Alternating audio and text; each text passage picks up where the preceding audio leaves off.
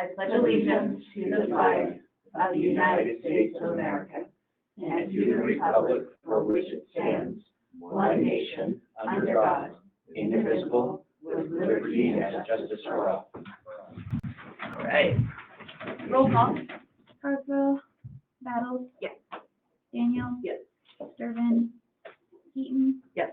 Keys, Ronnie. Yes. All right. Thank you, everybody, for making it early this morning. Since we didn't have a quorum for last night, we needed to do just two things of business. Can I get a motion for warrant payable? I move to approve warrant payable in the amount of $233,648.27. Second. Is there any discussion? It was good to see some FEMA projects on here. Yeah, The trail. Yeah. And then 90, a little over 90,000 of that was straight west. Yeah. And part of that was for flood related stuff too. Yes. Nice. Getting there. Right. If there's no further discussion, do roll call? Battles. Yes. Daniel. Yes. Keaton, Yes. Ronnie. Yes. All right. If we could have, Jen, would you mind introducing the? public comment. Yeah. No, you gotta open. Open the hearing first. No, there's just a regular public comment Oh, right. section. Oh, public comment section. Yeah. All right. We only have 2 minutes. Like, no. All right, now is the time for public comment. Anyone can address council at this time on any topic within the city jurisdiction, not specifically on this agenda. So I have a question for the presiding officer. My comments are regarding a topic on the agenda. And in the past, they just kind of breezed over public comments. So would you prefer those comments now, or you want me to sit down and wait 12 seconds and then get Oh, up no. again? Now it's All great. right. Yeah, now it's great. Fantastic, Now and wonderful. it's great. If you would hand these down, thank you. One is for you, Lonnie, also. So what I'm handing out is not MCA. It is not even out of the little blue book. It was a little date thing that I believe I have shared with all of you in the past. It was just kind of my little checklist that I use whenever I was viewing an ordinance. And so as we look at that, and I look at this particular ordinance, I'll make it quick because I know I've got 3 minutes. The first kind of question I have is, can we? I'm not sure we can. The rules state, and by the rules I am referring to MCA, that an ordinance requirement must be contain only one comprehensive subject and must be clearly expressed in its title. This title basically says an ordinance of the city of Red Lodge to change stuff. It says nothing about what it is that it's going to change. Secondly, should we, the published agenda as it appears on the agenda does not match what's on the title. And in our little blue book and an attorney general opinion, the whole MCA 23201 liberal construct, common sense suggests that the public has not been informed that a quorum of a governing body is planning to convene to discuss the public's business, blah, blah, blah. Basically, it says you'll lose if anybody challenges it. So, and then combine that with the fact that the meeting notice that went out on Friday actually said the next meeting of the city council will be August 22nd, and then a follow-up meeting went out Monday. So there very easily could have been people who've seen that have now checked out. Now, the next question or issue I had was, should we? And this part I'm not unclear on, and I think we should not. My first concern is that it's not in line with Dan's recommendations. His recommendation with this and several other changes for our charter was that we should be more generic and not lock things down in the charter. His comments specifically were just take out the physically present requirement. What this actually does instead is nails it down to physically or electronically. An unintended consequence, somebody could dial in every single meeting all year long, and there's absolutely nothing that could be done about it until it goes to the voters again to change it. So should something be done with the charter? Yes, I absolutely believe changes should be made, but I think that should be timed and properly built out and vetted and compared to other charters. Additionally, this would have to pass as an emergency ordinance to go into effect sooner than 30 days from the second reading. And my concern there is it could actually sour the public when we bring other charter changes that need to be there. So I think stuff needs to be done. I think this is just rushed and doesn't accomplish what the objective is and could actually set us up for some problems and some failures. And so I would say this body should take this up next year, not in a rush, not in a hurry, make sure that we're not opening up possibilities that we don't intend to open up. Thank you. Thanks, Dave. All right. Any other public comments?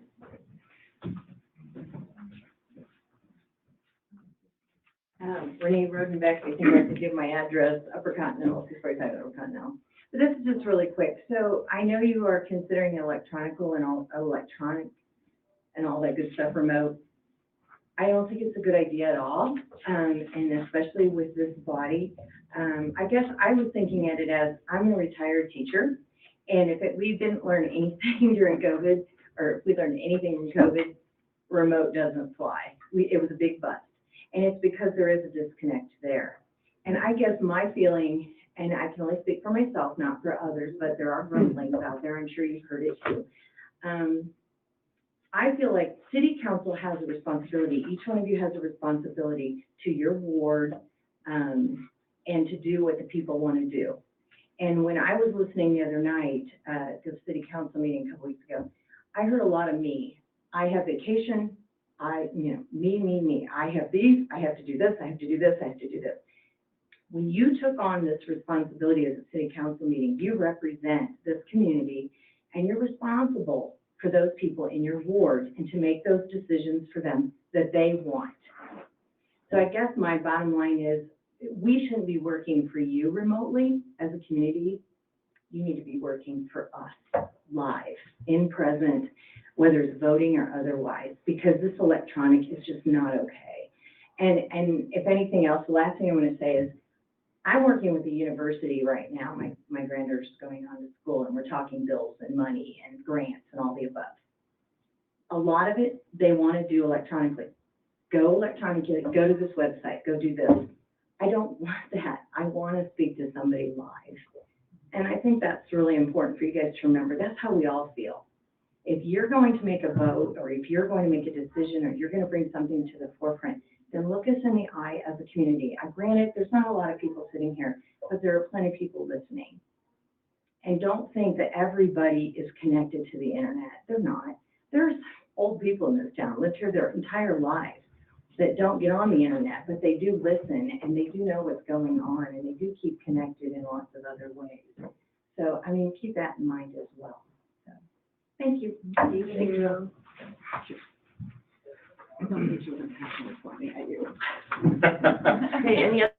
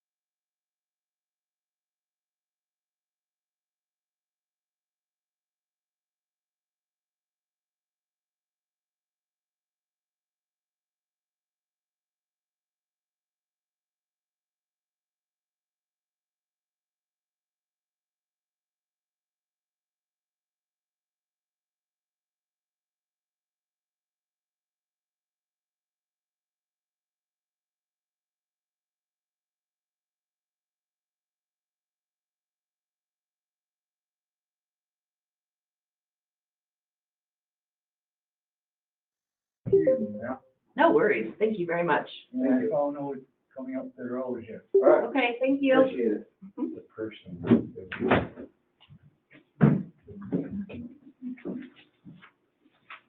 Sorry, go ahead, Jen. No, that's it. Should I repeat? I think we're good. Okay. Public hearing is now open. So any public comments? Again, same as before, 3-minute rule. Anyone have public comment? Anybody, public comment? I need to ask 3 times, so this is the last time. Does anyone have public comment? Somebody online? No, it's just us 3. Okay. All right. Nobody has any public comments. Okay. The public hearing is closed. Can I get a motion? I'll move to approve ordinance number 965. An ordinance of the city of Red Lodge, Montana to propose to the voters amendment to the charter of the city of Red Lodge.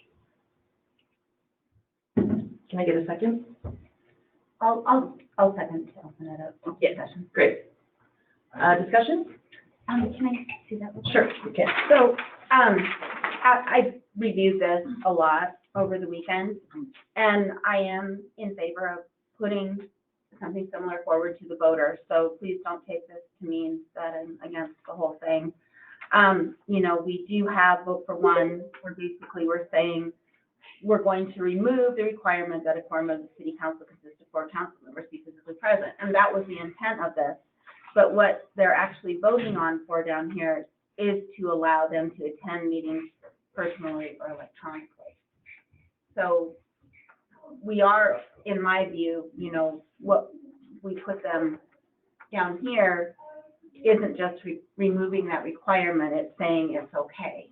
So it does take away council's ability to, in our city charter, I mean, our council rules and procedures, to say we will allow it or we won't allow it. Because when we talked in our admin committee, we were just going to remove that physically present requirement and then set it forward in our rules and procedures.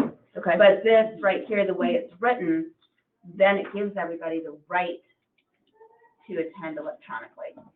And I do kind of have a problem with that, because what's good for one year, you know, next year it might not, if it starts to get abused, or, you know, I thought we could nail it down in our rules and procedures, but I worry that this actually gives people the right, and once you give them that right, you can't take it away unless it's a vote of the people. So I'm afraid I will have to probably not agree with that. Okay. I'm sorry. I'm wondering,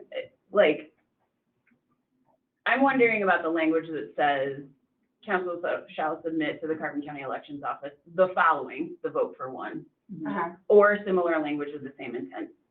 And I agree, admin committee, we got together, we said, all we want to do is remove that members be physically present, period. That's what we wanted. And I think that with this ordinance language, we could still do that and get it on the November ballot. Is it messy, and would I have seen, you know, I would have preferred it to be written a little differently? Yeah, sure. But I also think that language up here allows us to do what we're saying. And I would also point out, like, I don't think that this is something that we are trying to rush through, other than we have a deadline to get it to the elections office if we want it on the ballot in November. And if it doesn't make this year, it will wait a year, and we know that. But we've been talking about this for the better part of a year. I would say more than a year, even before new council came on in January. So it's not a new idea. And for me, I think I'd like to speak to the need to remove barriers for representation on this council. Right now, who's able to sit here has everything to do with how much leniency they have with their employer and how much PTO they're willing to take. And every single one of us knows that it's not just that hour or 2 or 3 that we sit up here for a council meeting. It has to do with lots of prep. It has to do with committee meetings. And as someone who intends to stay here permanently for a long, long time, I would like to see better representation on this council from working class folks.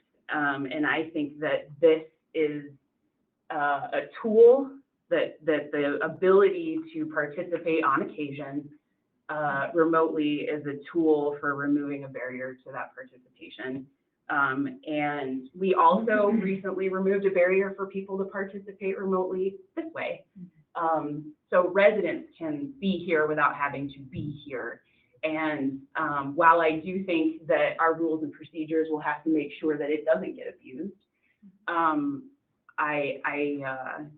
I think that this language is purposely vague enough for the charter, as it should be, and that future councils can use their rules and procedures to ensure that it doesn't get abused. And I also think at the end of the day, well, all we're saying is this is up to the voters. We are going to put this on the ballot so the voters can tell us. And if they tell us, no, we want you here, then we'll abide by that. But I'd like to see this pass for those reasons. So just a quick question, can we change the vote for one of these and change the wording of that? The way that I read this, yes, Yes. because it says, council shall submit to the elections administrator the following, the vote for one thing, or similar language with the same intent. And we have all discussed Okay, multiple times, the intent is simply to remove that requirement that we be physically present and that we use the council rules and procedures to ensure that it doesn't get abused. okay. Can we change that then on the voting for in that ordinance now, so that it reads what we want it to? No, because if we change it, then we have to I do mean- the reading and we miss the deadline. Well, we Yeah, could we could go back change to first reading. it. We could change it. We'd have to have a special meeting in order to pass it on time, right? Right, and that's, But you have to have we it have to go back to the first reading. first reading, and Understood. then you have to have so many days between the first reading and Okay, the so second there we reading. go. Okay. Right. I'd be curious if Dennison has anything to say about. Because the deadline with the elections office is August 14th. Do you think that we We get the could language. rely on this language that says shall submit the following or similar language with the same intent in order to pass this today, or would you not recommend that? Or when we vote on this, are we voting for that language that's in the Yeah. ordinance right now? President, members of the city council, I would say that based on the link, if you want to change the language of the ordinance, obviously, the language of the ordinance would then turn this into a first reading, then you need a second reading, and then you would have to go to a second hearing, obviously. If you want to keep the language as it is, the question is, can you change some of the vote for one language that gets submitted to the voters? I think based on the language of the ordinance itself, you would have to stick with you could change some of the language with the vote for one bit that gets finally submitted. Obviously, that should probably be hammered out here, and it should be consistent with the language and the spirit. It sounds like this language in this ordinance is very clear what the intent was to allow in-person voting or online voting. So it'd have to be very consistent with that. It sounds like the only issue, so the language would have to be very similar to what that intent was. Does that help at all? A little.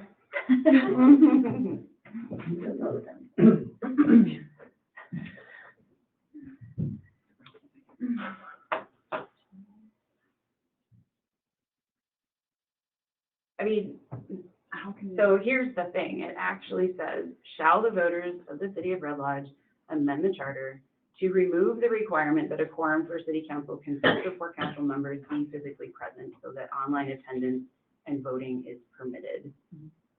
So really all we're getting at in the messiness is these 2 for statements. It didn't need to, this one didn't need to be there, it confused the issue. Like we are adhering to the intent of that sentence.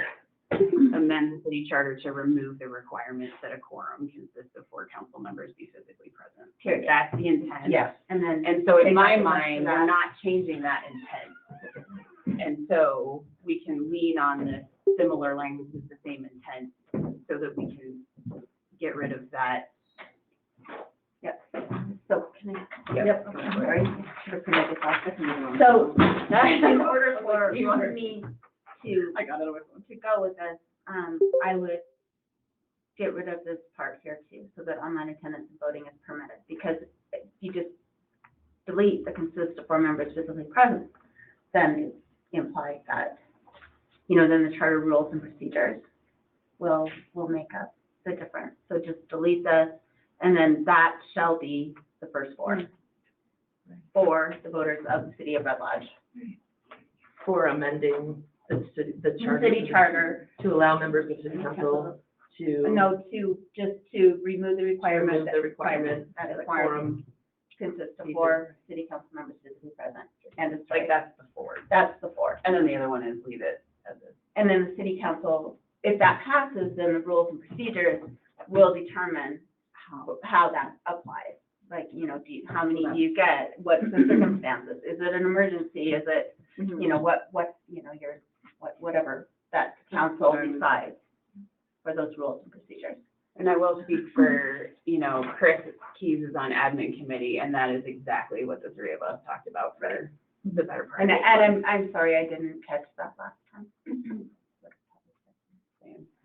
I've gotten a lot of pushback from this one, from the public and just colleagues and friends and people who are savvy to what's happening. I'm not gonna lie, they're all against it, you know, But they have the opportunity to vote no. That's, Right. that's And the that's thing. where I was We're like, not if you're- passing. and that's, it's on them, and that's what I keep referring, that this is just allowing us to put it on the ballot. Mhm. Um, Right, and if the public comes back and says no, No. then that's it. That's it. Yeah, we're just providing an opportunity for them to vote and speak their mind about whether or not they want this. And so again, I agree, it's messy, but the intent is what we've been talking about. Yes. And I don't, given that we have that language up there, I feel like we have the ability to move forward without. So if we missing our deadline. cross that out, do we have to do the whole, are we making? I don't think so because I'm of what just we writing- said. If the Yeah. intent is what we've all agreed on when we said we want this ordinance to begin with. And it does have that language that says the following or similar language of the same intent. And I'm just making notes on this so that We can correct it. we can correct it with the language that we send to the elections administrator. I'll type this up as soon as I get home, and then I'll send it to all of you to make sure that we're all on the same page of what we just talked about. Okay. And I believe the ordinance has to accompany the language to the Yes. state. So, you know, if they don't like it and they don't think it's sufficient, push they it can back. tell us that. I'll work with Lonnie to get it to them today, so that if there is pushback, that we have some time to address it. And it's August 14th is deadline? Yeah, next Monday. Which is, yeah, why we're doing this today. All right, is there any more discussion?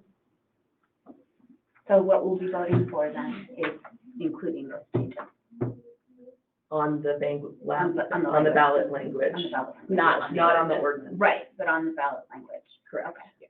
Because it says, council shall submit to the Carbon County Elections Administrator the following or similar language with the same intent to present voters in the city of Red Lodge.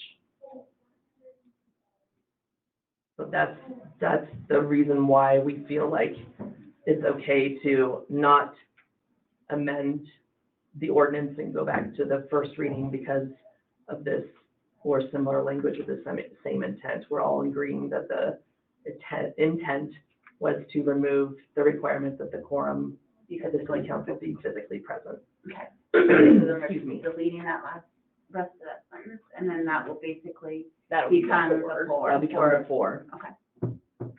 And that will be what is presented to the elections administrator. Okay. And like I said, I'll email you all that today. Probably just do it before I leave here. Just make sure. Okay, any more discussion? Roll call?